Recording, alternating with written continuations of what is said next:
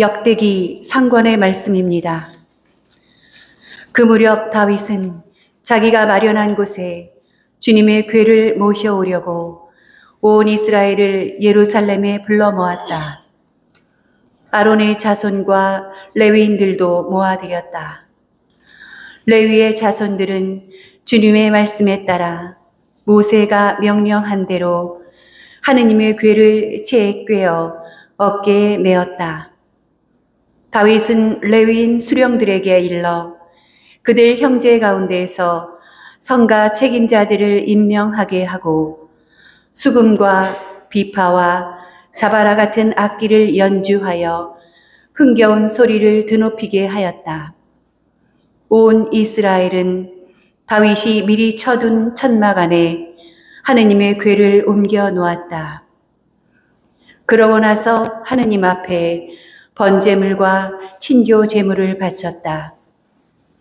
다윗은 번제물과 친교 제물을 다 바친 다음에 주님의 이름으로 백성에게 축복하였다. 주님의 말씀입니다. 하느님 감사합니다.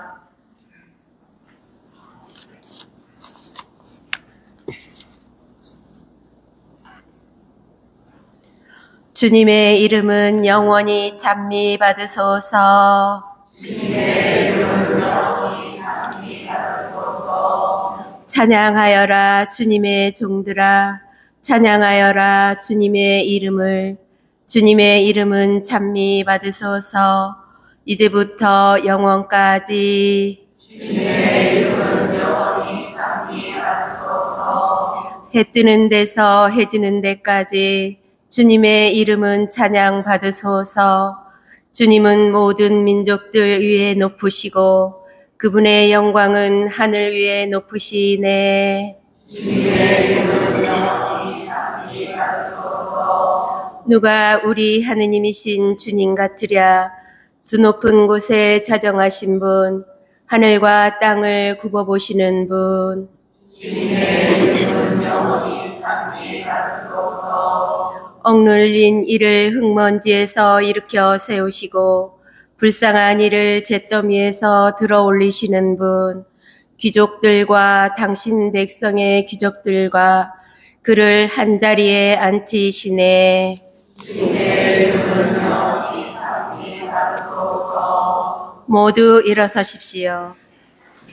할렐루야. 할렐루야. 하느님 말씀을 듣고 지키는 이들은 행복하여라. 할렐루야. 주님께서 여러분과 함께 또한 사제의 영과 함께 마테오가 전한 거룩한 복음입니다. 주님 영광 받으소서.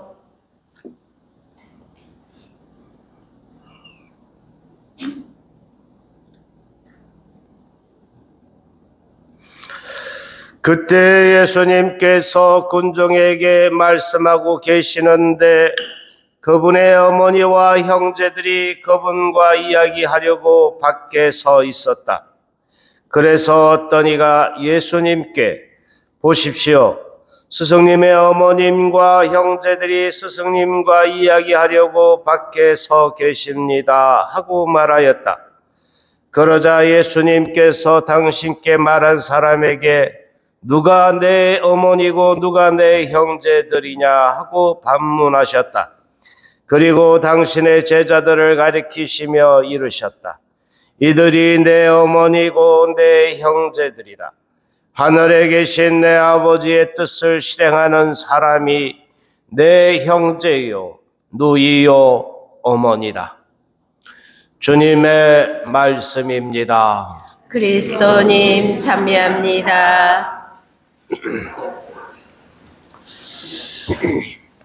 자동차 전용 도로, 대개 한 자동차 전용 도로는 80km 이상을 달려야 되는, 대개 그렇죠. 80km나 한 100km 이렇게 달려야 되는데 이 자동차 전용 도로에 한 20km로 이렇게 천천히 달리는 차가 있었어요. 그래서 경찰이 삐빠 이래가지고 딱 잡았더니 할머니가 운전하고 있고 뒤에는 세 분의 할머니가 또 이렇게 막 부들부들 떨며 쓰고 있는 거예요. 이게 부들부들 떨고 있는 모습을 보면서 경찰이 그러는 거죠. 예, 할머니, 이 도로는 그렇게 천천히 달리시면 안 됩니다. 그랬더니, 아니, 자기가 분명히 도로 진출이 입구에 보니까 20이라고 적혀 있어서 20km 자기는 달렸다고 그러는 거예요. 근데 보니까 쓱 뒤에 보니까 할머니 세 분이 부들부들 떨고 이렇게 붙들고 있는 거예요. 그래서 이제 궁금해서 경찰이 물었죠. 저 뒤에 계신 할머니들은 그런데 왜 저렇게 부들부들 떨면서 그걸 붙들고 계시냐고. 그랬더니 이 할머니가 그러는 거예요. 방금 210번 도로를 지나왔어요. 방금 210km로 달려와서 그래요. 210번 도로를 지나왔다고.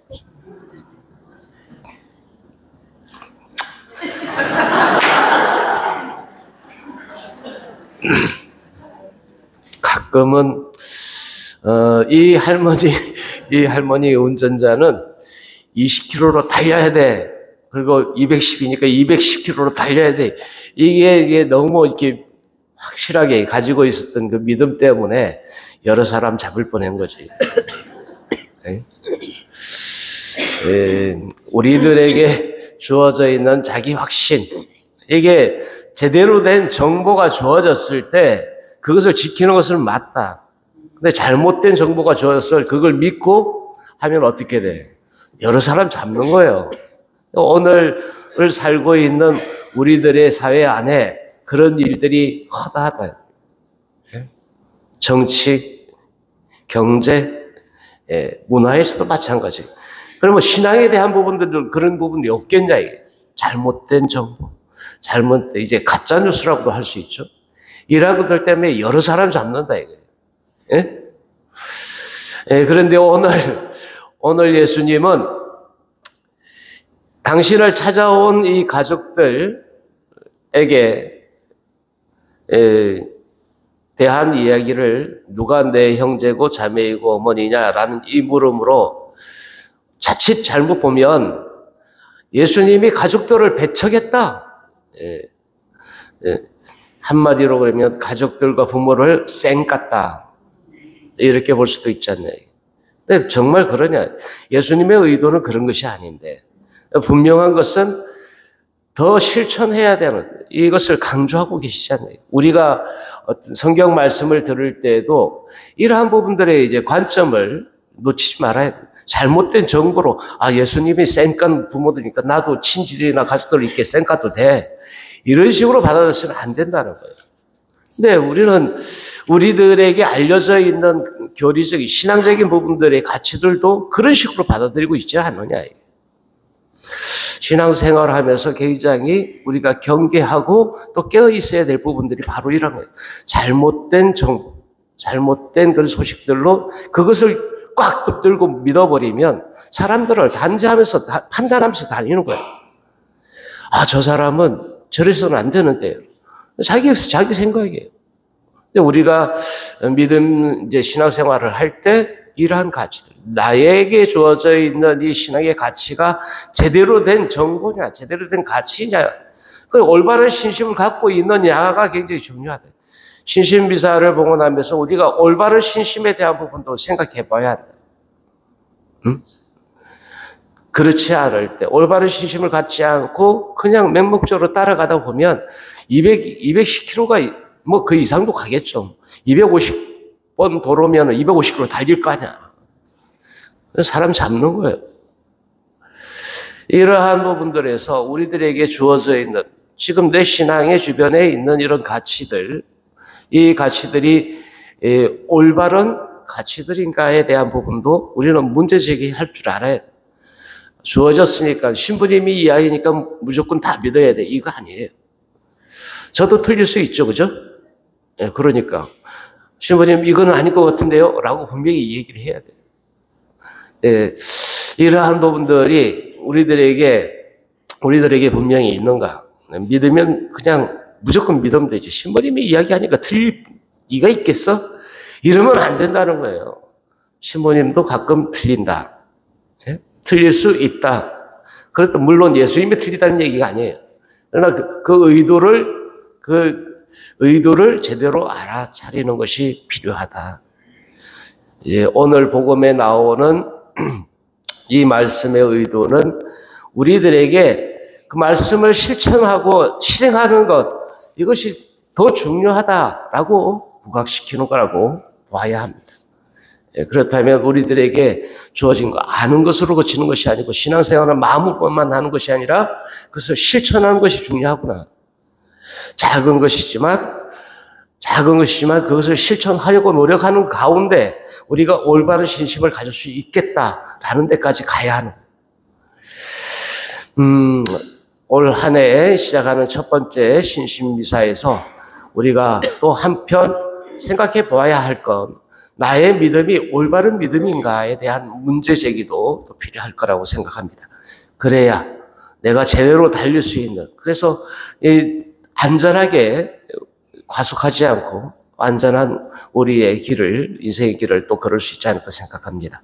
오늘 이 미사를 봉헌하면서 나뿐만 아니라 내 주변에 있는 열심한 사람들도 그 올바른 신심을 위해서 함께 걸어가는 우리의 이웃이 될 수 있기를 희망합니다.